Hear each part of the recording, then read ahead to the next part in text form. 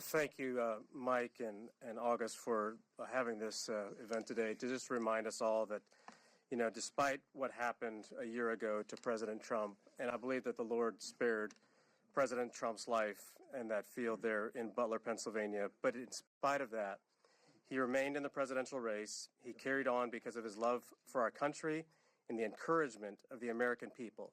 Sadly, we have reached a point in political discourse in this country where President Trump and every politician must have the courage to speak our political beliefs while knowing that at any point our lives can be in danger, just like we saw in Minnesota, just like Congressman Miller mentioned. I too was met on an airplane, met by the police because there was a deranged man who was a former San Francisco police officer that was in Fort Wayne, Indiana, looking for me. And I know that every one of us probably have a story similar to that. And I remember Congressman Kelly back in 2010, during the Tea Party election.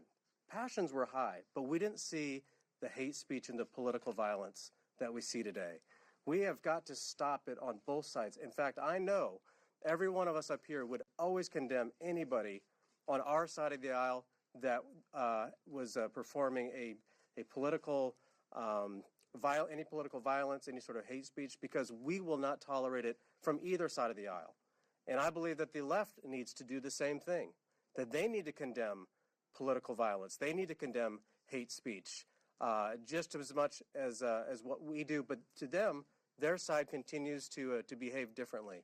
And heaven forbid that it happens from either side. But we continue to see it coming from the left side of the aisle. But I tell you what, as Americans, we have a great opportunity as we elect our leaders. We need to continue to make sure that we as leaders are responsible in our rhetoric.